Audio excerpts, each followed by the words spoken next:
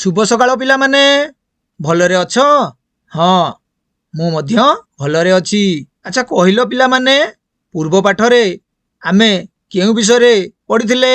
हाँ पूर्व पाठरे आमे पंचम श्रेणी भाषा महक बहिर न्यायर सिंहासन प्रसंग रे आलोचना करथिले ना कि बहुत भलो। ताहले आमे आस आजी सेई न्यायर सिंहासन प्रसंगटीर द्वितीय अनुच्छेदटी पढ़िबा, अनुच्छेदटी आलोचना करिबा। सेई देखिलो पिलामाने एई जो सिंहासनटी ए सिंहासनटी केउ माने बसंती किए कहलो? राजा ना कि? हाँ से जो भोजराज विषय पढ़िथिलो ना कि? ताहले सेई न्यायर सिंहासन जो विषयटी आमे आलोचना करथिले पढ़िथिले सेई विषय आमे आलोचना करिबा। परवर्ती जो अनुच्छेदटी अछि से विषय आमे आजी पढ़िबा। मु सेई विषय पढ़िबा पूर्वरु तुम मानकु केतोटी प्रश्न जो आमे पढ़िथिले पूर्व पाठरे ताहाकु नेकी केतोटी प्रश्न पचारुची। तुमे माने तार सठिक उत्तर देबो ना कि? एई जो देखो ए चित्रटी कोन देखुछो? सिंहासन ना कि? आमे से जो न्यायर सिंहासन रे राजा किपरि बसिचंती ना कि? सेई भली जो प्रसंगटी आमे पढ़िथिले न्यायर सिंहासन कहि परिबो? अच्छा मा पूजा कहिलु सेई प्रसंग रे जो आमे आलोचना करथिले केतोटी मु प्रश्न पचारुची कहि परिबु? हाँ से प्रश्नटी आमे जेतेबेले आलोचना करथिले तम मानकु मध्य मु शेषरे पचारिथिली। ताहले कहिलो केउ प्राचीन नगरी विषय रे कुआ जाइथिला? हाँ उज्जयिनी ना कि? बहुत बढ़िया बहुत बढ़िया। अच्छा कहिलो देवाशीष ए जो प्रश्नटी मु पचारुची ताहले तमे कहिबो? हाँ हाँ ठीक अछि। केउ राजा राजत्व करुथिले? अच्छा किए कहिबो? हाँ देवाशीष। हाँ देवाशीष कहिलो। हाँ भोजराज। बहुत बढ़िया बहुत बढ़िया बहुत बढ़िया। अच्छा मदन कहिलो आउ गोटे प्रश्न मु तुमको पचारुची। पिला माने मिसी चिकन पथरटी रे कोन करथिले? हाँ मंचा तैयारी करथिले। बहुत बढ़िया बहुत बढ़िया। बहुत सुंदर भावरे प्रश्न गुड़िकर उत्तर देइछ। आसो आजी आमे आउ परवर्ती जो अनुच्छेदटी अछि से विषय रे पढ़िबा। ताहले तमे माने बही को देख एवं मु जो भली पढ़ुची उच्च स्वर रे तमे माने ताकू लक्ष्य रख एवं सेई प्रसंगटी रो पढ़िला परे मु तुम मानकु केतोटी प्रश्न पचारिबी। से प्रश्न गुड़िकर से भली शेषरे उत्तर देब। आस आमे पढ़िबा। ताहले समस्ते बही को देख मु उच्च स्वर रे पढ़ुची। सभिए मिसी विभिन्न प्रकार अभियोग गोटिए परे गोटिए राजांको निकटरे उपस्थापन करंती। पिलाटी मंचार सिंहासन रे बसी समस्तको अभियोग शुणे ओ तुरंत समस्तको खुशी कला भली फैसला शुणाए। पिला माने नियमित एभली खेल खेलंती ओ बहुत मजा करंती। पड़िया देई जाउथिबा बाटोई माने मध्य पिलांको एही खेल को उपभोग करंती ओ राजा भावे मंचासीन पिलाटीर विचार शैली को देखी आश्चर्य प्रकट करंती। बेले बेले निज निज मध्यरे कुआकुई हुअंती कि ए बालक देहरे किछि दैवी शक्ति रहिछि फलरे से एभली सुंदर ओ उपयुक्त विचार प्रदान करि पारुछि। देखिलो?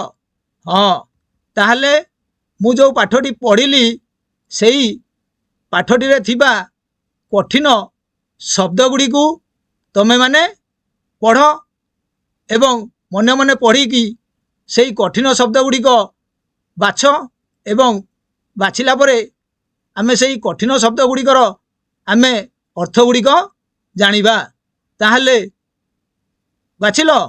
अच्छा हौ ठीक अछि बहुत बढ़िया। आस ସେଇ ନୂତନ ଶବ୍ଦର ଅର୍ଥ ଆମେ ଜାଣିବା। ସଭିଏ ନାଇଁ କି ସଭିଏ ମାନେ ସମସ୍ତେ, ଯେମିତି ତମେ ସମସ୍ତେ ବସିକି ପାଠ ପଢୁଛ। ହଁ ଠିକ କଥା ଠିକ କଥା, ବହୁତ ବଢିଆ ବହୁତ ବଢିଆ। ତାପରେ ଫଇସଲା, ଫଇସଲା ଅର୍ଥ ନିଷ୍ପତ୍ତି ନାଇଁ କି। ହଁ ବହୁତ ଭଲ ବହୁତ ଭଲ।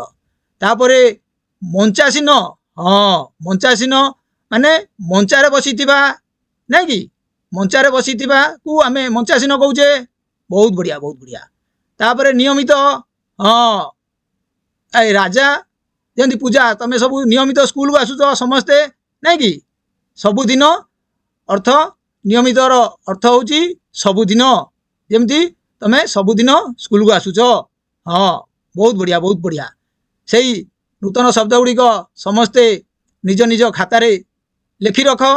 ସେଇ ଶବ୍ଦ ଗୁଡ଼ିକର ଯେଉଁ ଅର୍ଥ ଜାଣିଲ, ଆମେ ଚାଲ ସେଇ ଶବ୍ଦ ଗୁଡ଼ିକୁ ନେଇ ଆମେ ଗୋଟିଏ ଗୋଟିଏ ବାକ୍ୟ ଗଠନ କରିବା ନାଇଁ କି। ସେଇ କଠିନ ଶବ୍ଦର ବାକ୍ୟ ଗଠନ କରିବା। ଆଚ୍ଛା ସଭିଏ, ଆଚ୍ଛା ଦେବାଶିଷ କହିବ। ହଁ ବହୁତ ବଢିଆ ବହୁତ ବଢିଆ।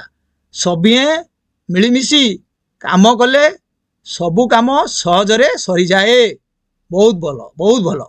ଆଚ୍ଛା ରାଜା କହିଲ ଫଇସଲା, ଫଇସଲା ହେଲା ଗ୍ରାମର ସରପଞ୍ଚ ଯାହା ଫଇସଲା କରିବେ ତାହା ସମସ୍ତଙ୍କୁ ମାନିବାକୁ ପଡ଼ିବ। ବୁଝିଲ? ହଁ ବହୁତ ବଢିଆ ବହୁତ ବଢିଆ। ତାହେଲେ ମଞ୍ଚାସୀନ ନାଇଁ କି, ସଭାରେ ମଞ୍ଚାସୀନ ଅତିଥିଙ୍କୁ ଉପହାର ପ୍ରଦାନ କରାଯାଏ ନାଟି।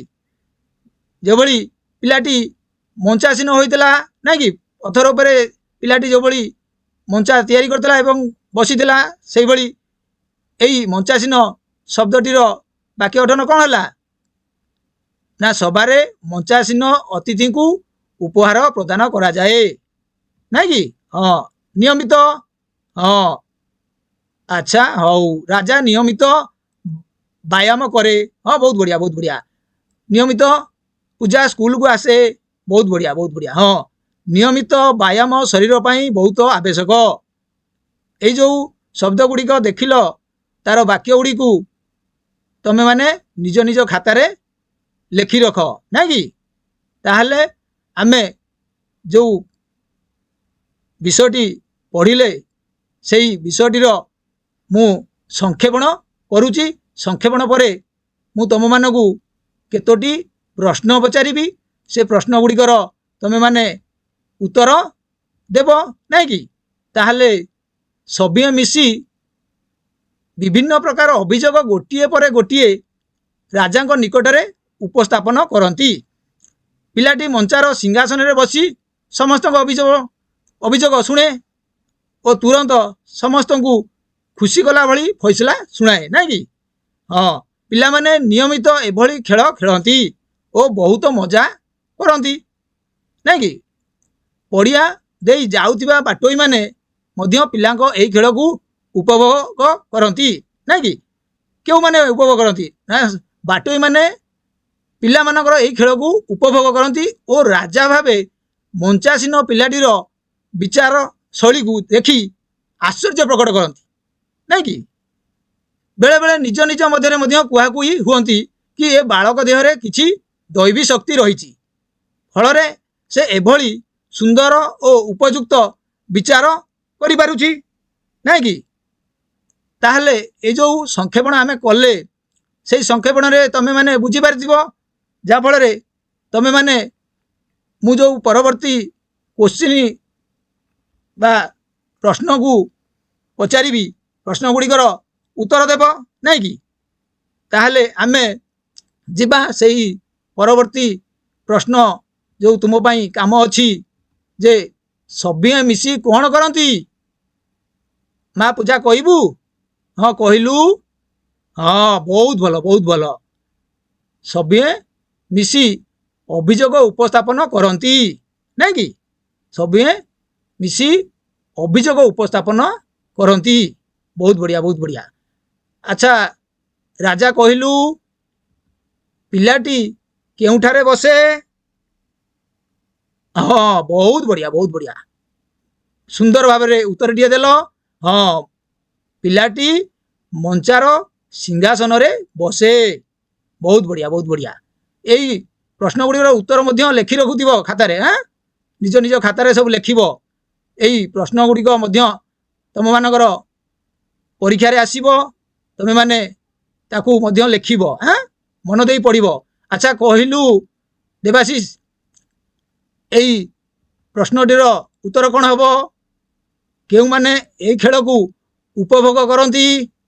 କହିବ ଦେବାଶିଷ କହିବ ନା ସଞ୍ଜୟ କହିବ? ଆଉ ସମୟ ଦୁହେଁ ମିଶିକି କୁହ। ବହୁତ ବଢ଼ିଆ ବହୁତ ବଢ଼ିଆ। ଠିକ୍ ଠିକ୍ କହିଲ। ବହୁତ ବଢ଼ିଆ ବହୁତ ବଢ଼ିଆ। ପଡ଼ିଆ ଦେଇ ଯାଉଥିବା ବାଟୋଇମାନେ ଖେଳକୁ ଉପଭୋଗ କରନ୍ତି, ନାଇଁ କି? ବହୁତ ବଢ଼ିଆ ସୁନ୍ଦର ଭାବରେ ତାହେଲେ ଉତ୍ତରଟିଏ ତମେ ଦେଲ, ନାଇଁ କି? ପ୍ରଥମ ପ୍ରଶ୍ନଟି କ'ଣ ଥିଲା? ସଭିଏଁ ମିଶି କ'ଣ କରନ୍ତି ନା ଅଭିଯୋଗ ଉପସ୍ଥାପନା କରନ୍ତି। ଉତ୍ତର ଲେଖିଲ? ରାଜା ଲେଖିଲୁ? ଆରେ ଦେବାଶିଷ ସମସ୍ତେ ଲେଖିଲ ନା ନାହିଁ? ହଁ ବହୁତ ବଢ଼ିଆ ବହୁତ ବଢ଼ିଆ। ଲେଖି ରଖ। এই ପ୍ରଶ୍ନ ଗୁଡ଼ିକର ଉତ୍ତର ଲେଖି ରଖ। ଦ୍ୱିତୀୟ ପ୍ରଶ୍ନଟିର ଉତ୍ତର କ'ଣ ଥିଲା? ପିଲାଟି କେଉଁଠାରେ ବସେ?